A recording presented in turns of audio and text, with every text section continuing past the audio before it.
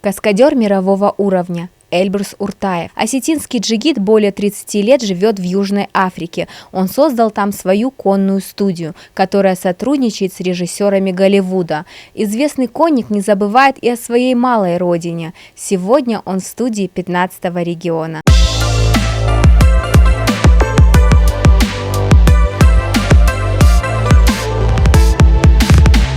Добро пожаловать на родину, Эльбрус. Расскажите, как вас встретила Осетия?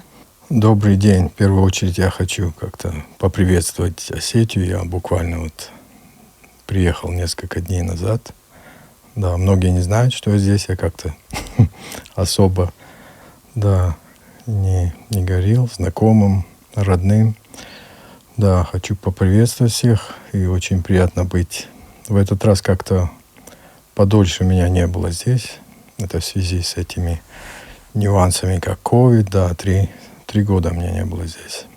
И вырвался какой-то у нас был промежуток времени сейчас. Мы закончили буквально перед моим приездом 2 проекта. И получилось выехать. Думаю, надо навестить родную Осетию. И я здесь. И приняла, конечно, у меня мама всегда ждет. Да, все порадовались. И всегда тягость к родной Осетии всегда. То есть при малейшей возможности всегда приезжаю в родные края. Как часто удается приезжать, если не затрагивать эти последние 3 года?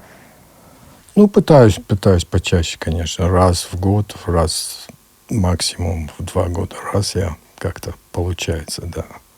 Опять-таки в зависимости, когда мы на больших проектах, они очень такие длительные, пока не закончим их.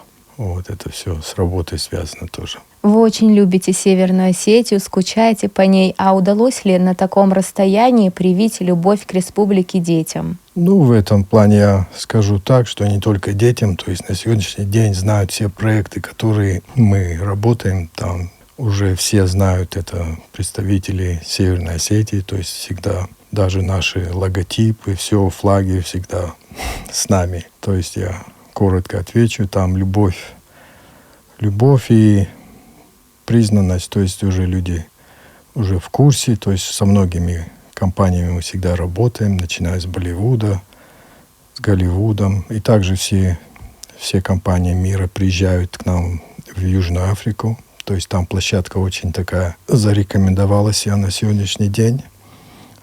И уже как COVID закончился, начинают поступать очень много проектов. То есть Голливуд и Болливуд знают о Северной Осетии? Знают меня непосредственно. То есть это первый вопрос бывает, откуда. Но хотя я и живу в Южной Африке, но я всегда представляю в первую очередь свою Осетию. Родную. Вы затронули Южную Африку. Более 30 лет вы там живете. Расскажите, чем вас привлекла эта страна? Привлекла в первую очередь, я попал туда с работой, как-то и по работе я как-то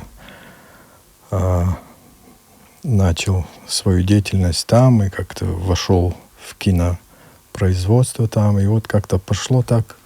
И со временем, уже много лет я работал на разные другие компании, и уже как-то лет 8 я уже открыл свою компанию каскадеров.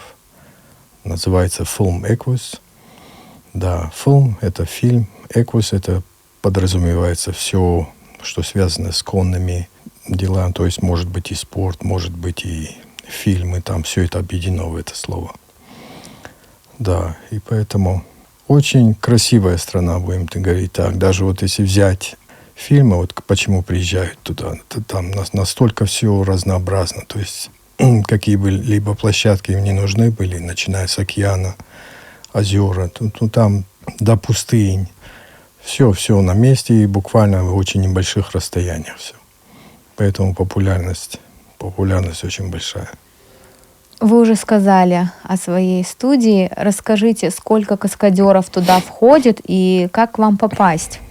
Попасть как? Это большой очень процесс, там очень много подготовки, по времени. Все, многие даже, не говоря Южную Африку, на следующий день нам поступают из-за рубежа, то есть как вам попасть, как приехать, насколько это можно, за какое время можно обучиться уже хоть так нормальным, стандартным каскадерским работам. Ну да, это тяжело нам, потому что мы и работаем, когда нет проектов у себя на ферме. У нас ферма, то есть все лошади находятся, то есть, будем говорить так, как база. Вот. А когда, естественно, съемки, уже мы уезжаем, и уже как-то мало времени уделить для этого аспекта. Да, поэтому такой вопрос очень щепетильный. Да, много желающих, которые мы не можем даже. Вот. В компании у нас вот самые главные у меня сыновья, там самые каскадеры. Ну, у меня на счету 15 каскадеров, будем говорить, там в Южной Африке, да, которые уже как-то обучены ко всем сценам, все. И у меня международная есть группа тоже, когда мы в отъезде какие-то специальности нужно определенные, уже привозим людей со всех концов мира. Да, в таком плане как-то у нас все. И вот когда я пытался как-то все же сделать в родной Осетии, то есть это многие знают, я думаю, в прошлом, когда хотел что-то открыть здесь, как бы центр каскадера от своего, как бы филиал здесь, потому что у меня уже все как-то и люди знают, и по миру кино как-то в курсе всего этого. И желание, почему у меня создалось открыть что-нибудь в этом направлении здесь, потому что проектов много бывает, если свои кадры как-то обучить здесь, то есть как-то задействовать уже своих ребят. Мы знаем, у нас большие таланты здесь, чтобы как-то уже начать процесс какой-то обучения и как-то их уже затягивать в свои проекты на международной арене. Вот. Это одна из причин была. А вторая, также хотел я как-то площадки здесь, в Осетии, привести на тот уровень, чтобы уже привозить не только с ЮАР. Вот у меня была возможность в Болливуде на проекте работали, и я как-то предоставил, какие у нас виды здесь, очень понравилось. Да, то есть у меня была такая возможность привести всю команду с Болливуда, одна из крупнейших киностудий. Мы работали там, отработали с ними 4 проекта, уже знают нас очень хорошо. Но там много логистики, которые это надо очень четко все как-то распределить и поработать над этим. Насколько я знаю, даже велись переговоры по этому поводу, чтобы здесь открыть школу каскадеров, и вас даже поддерживали в этом. Да, много поддерживали, все. То есть еще Вячеслав Зелимханович был у власти, ему тоже эта идея очень нравилась. Вот. Но в то же время как-то это было где-то 2-3 года мы над этим работали. Я даже помню, приехал вот именно из-за этой идеи. Он пригласил меня, чтобы обсудить уже какие-то детали более такие. И как-то все утихло, и на сегодняшний день это все исчезло, можно сказать. Но не планируется ли вами вновь поднять этот вопрос, потому что идея потрясающая? Идея, да, очень потрясающая. И там очень большой какой-то как прогрессивный момент, который не видится этот момент как вот только как школа, а там очень перспективы большие. То есть для развития кинопроизводства здесь как-то затрагивать международные какие-то киностудии. Да, вот это самый главный вопрос для меня был.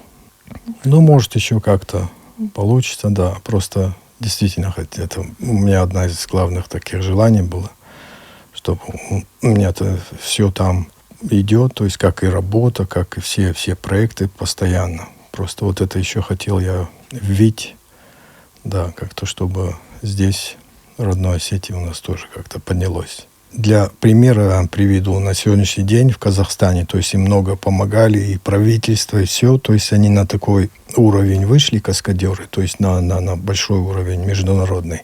Они во всех фильмах участвуют, там, начиная с Голливуда, тоже Болливуд. Я вот сам своими как-то силами уже как-то подхожу, но такого как бы сказать, такого уровень такой есть, просто вот как поддержки со всех, вот и из правительства, и из государственная поддержка.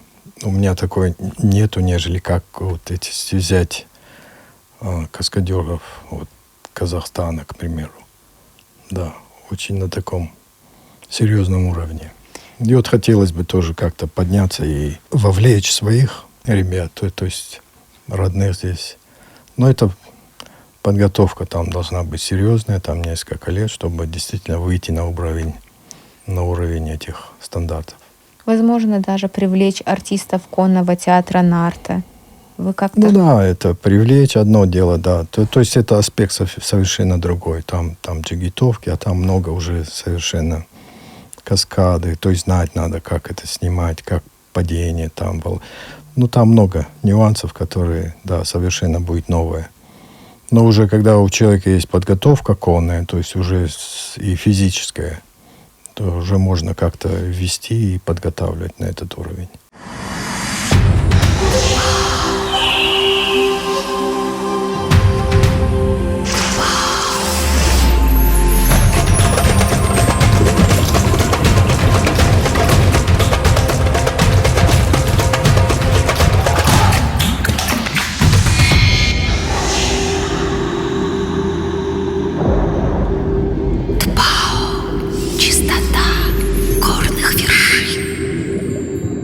Мы о каскадерах поговорили. Расскажите о лошадях.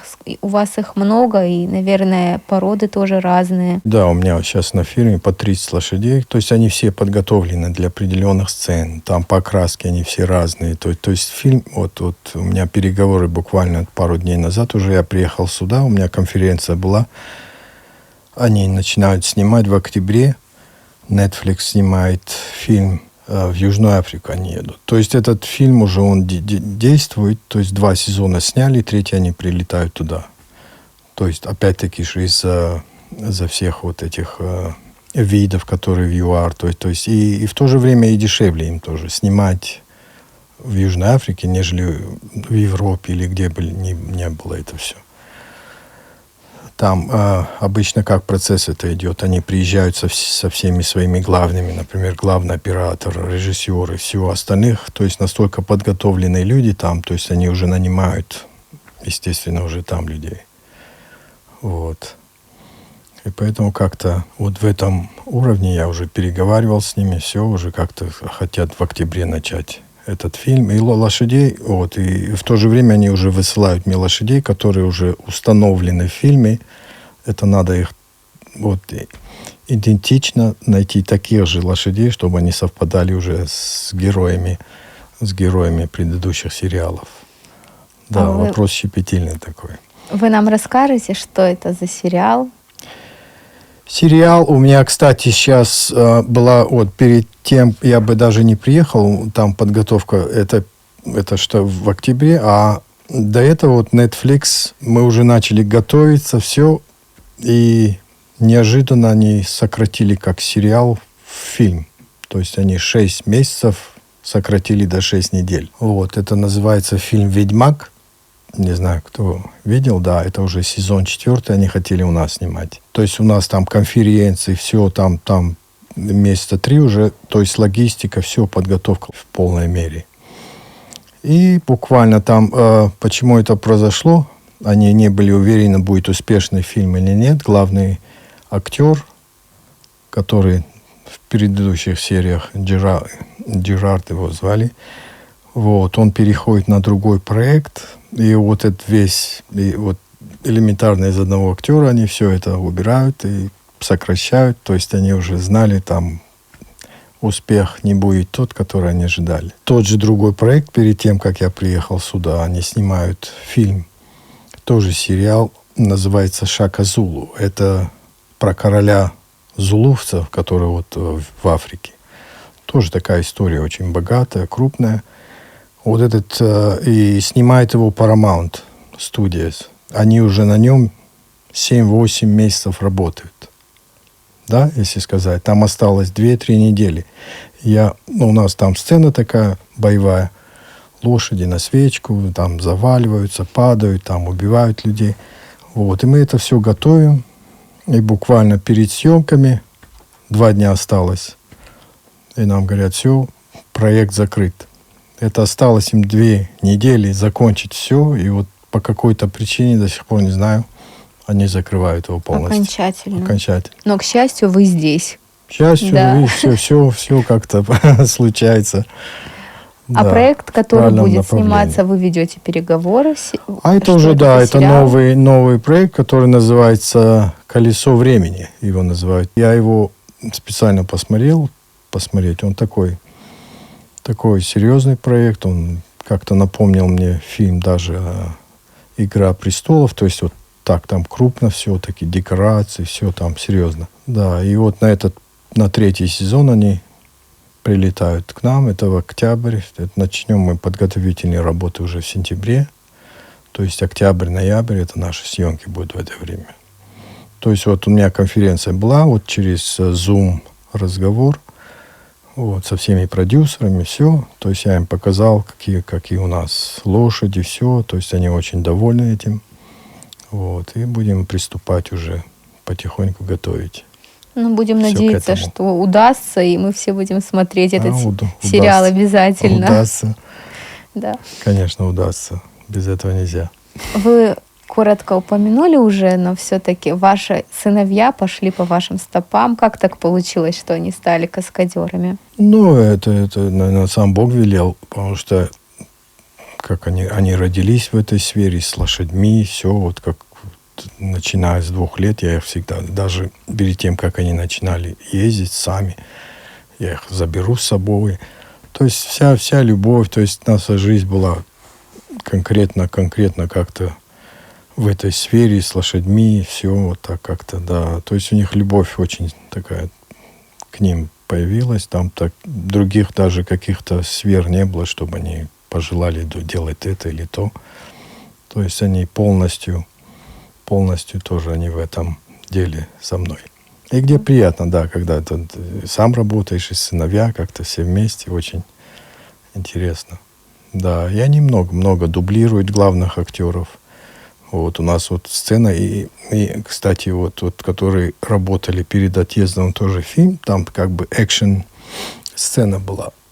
И компания с Индии, вот если взять, какие бюджеты у компании, они прилетают в ЮАР со своей командой человек 100, снять вот небольшой отрывок, который в протяжении 3 минут будет на экране. Вот они вот прилетают туда, то есть каскадеров и вот мою команду, мы участвуем в этом проекте. Ну, там такая серьезная была сцена, то есть там и поезда, там нагоняет с лошадью главный герой, прыгает на поезд, там и все вот эти бои, драки, все там, кто-то падает. Ну, там серьезные сцены. И вот мы отработали тоже все вот, которые сцены нужны были. 1 дубль, все, резко мы все сделали как нужно. Да, и такая опасная была сцена. С лошади перепрыгнуть на поезд, идущий такой со скоростью. И это мой младший дублировал актеру. Все так очень бедно. Они там встали и начали там все индусы хлопать, там, не знаю, в радостях. Вот они поэтому, вот у них бюджеты большие, а вот именно талантов этих, вот как каскадеры в Южной Африке тоже, они очень высокие, часто приглашают в разные страны даже. Да, то есть уровень там очень вырос, да, на очень профессиональном большом уровне. Как вы уже сказали, вы участвовали в проектах Голливуда, Болливуда. Расскажите о самых важных, на ваш взгляд, съемках, самых интересных. Они как все интересны в своем направлении, буду говорить так, да. Самый интересный такой в плане того, что вот подготовка лошадей очень такая была интенсивная, очень такая, и много времени мы провели. Это была «Черная красавица» фильм, который герой этого фильма была лошадь. То есть там уже не просто как ездишь на ней, а вот какие-то моменты, а там подготовка была, то есть чуть ли не до эмоций надо лошадь обучить, посмотрел сюда, туда, прибежал. То есть это все свободно, без наездника, все по команде. То есть это уже такой, наверное, уровень был настолько высок. Да, и вот этот фильм такой интенсивный был, такой и очень... Все насчет каждый день, то есть там были лошади. Не так, как вот какие-то другие фильмы, там день отработал, там ждешь. А это каждая сцена, все было в этом направлении, как-то с лошадью все связано было. Не знаю, смотрели этот фильм, нет. Вот последняя Black Beauty, «Черная красавица», который его в Дисней его выпустили, там все. И таких хороших результатов, то есть хорошие. Людям очень так как-то очень понравилось. А с кем из актеров мирового масштаба было комфортнее всего работать? Ну, я вот, честно говоря, даже вот я многих даже и позабыл, со многими я работал. То есть столько проектов, как-то и человек забывает. Запомнился, Уэсли Снайпс мне запомнился, потому что у меня тесные были как-то отношения, я его обучал, там, с лошадьми он не очень как-то был, но это было в прошлом как-то. В Намибии мы снимали фильм, «Висельник» называли его. Вот. Моя работа была тоже, все конные трюки в моем были, чтобы я их предоставил, и также, чтобы обучить его на лошади, чтобы он смотрелся, все, чтобы не просто... Это одна из таких очень сложных. Одно дело, это мы исполняем что-то, а привести за короткое очень время, сделать из актера такого, чтобы он был очень и смотрелся на лошади очень удобно, знаете, это всегда время большое надо, чтобы он... Потому что на экране всегда видно, когда дублер, когда актер, и вот эти моменты как-то надо слить и сделать, чтобы все получилось как правильно. Да, и с ним очень долгое время занимался там. И такое, когда и актер сам физически подготовлен, уже попроще бывает. Да, очень сложностей больших не бывает. А бывает и наоборот, когда и вроде такой физический, а вот это не идет. Тяжело ему схватить. Да, и у нас сроки очень минимальные бывают. За 4 недели человек, который не ездил на лошади, надо сделать его так, чтобы он галопом уже на фильме камера его видела. То есть вот эти моменты такие непростые. Некоторые актеры даже становятся вашими друзьями, приезжают к вам, да? Приезжаю, да, вот то же самое. Это один из моих самых таких ярких моментов. Это когда я на площадке вижу Гойко Митич. Я не мог поверить даже, когда снимали мы фильм, тоже немецкая кинематография. Его привезли как вождя племени Гойко Митич. Вот, и мы сдружились, и я тоже играл как тоже вождь какого-то другого племени. И мы как там сдружились, все, я по-английски с ним начинаю разговаривать, и он говорит, ты, говорит, можешь по-русски со мной. Я вообще обалдел, он настолько помнил и чисто разговаривал. Да, очень сдружились, до сегодняшний день мы тоже перезваниваемся, все. И вот несколько лет назад, я не знаю, сколько уже прошло, я его приглашаю в Осетию сюда. Все, мы приезжаем сюда. Очень-очень понравилось. Так, какие-то мероприятия каждый день. Да, это был такой яркий очень момент. И как из актеров, да, это мой. Как он был и мой любимец, не думаю, не только мой, а всего нашего поколения. В молодости мы как-то на него и равнялись, и все. Да, и он действительно и в жизни такой. Не только как в кино одно дело, бывает много актеров, а когда человек узнает, что он и в жизни такой, как ты его представлял, это вообще шедевр, наверное. Много ли в Южной Африке осетин? Как вы с ними взаимодействуете? Может быть, проводите какие-то праздники, осетинские пироги делаете? Были, которые приезжали какое-то время по работе или что-то уезжали, а так, чтобы кто-то живет. Может, и есть, страна очень большая, но я никого так не знаю. То есть мы как-то с семьей, все, традиции, то есть наши всегда как-то и прививаю семье, там и дети, какие-то праздники мы всегда пытаемся как-то и поздравить Осетию. Там вот бывает, Джургуба было, мы оденемся, вот у нас свои черкески, все, мы как-то снимем какие-то клипы. Да, и как-то, чтобы они, да, даже вдалеке от своей родины, пытаюсь как-то сыновьям, семье своей придать, вот как-то, чтобы они чувствовали приближенность вот и к культуре нашей, и все вот. Да, и поэтому даже вот насчет пирогов мы всегда на праздники сделаем пироги там дома, как положено тоже. При таком языковом многообразии, которое вас там окружает, вы сохранили осетинский язык. Как вам это удалось? Надо свой все же язык как-то и поддерживать, все прививать. Да, очень непросто, вот как говорят, если человек не находится в той сфере, и как-то привить, да, я вот дома разговариваю, Ирона Аузуран Лапутима, о Зухтар, Садар Хабарта, Масадарта Жоненс, о Фалауаттар Фалдарсакау, Нахиришту Марбасом, Масамаям, Фалдарфену, Иртакадар Куамарбасовой, Манмана Визата Хабарта, Авжарышта, о Садар Фаштяткананс, Фала Куам Манаю Дуарта Кури, Фаштав, Фажиной Мафартадарам, друзья уже, которые у нас, то есть они тоже уже как-то вовлекаются в это, уже интересуются нашей культурой. Да, вот это такой вопрос, да, очень интересный для них. Да, многие даже хотят посетить, вот из моих друзей, не только из ЮАР, а многие, с кем мы работаем, приехать, посмотреть здесь.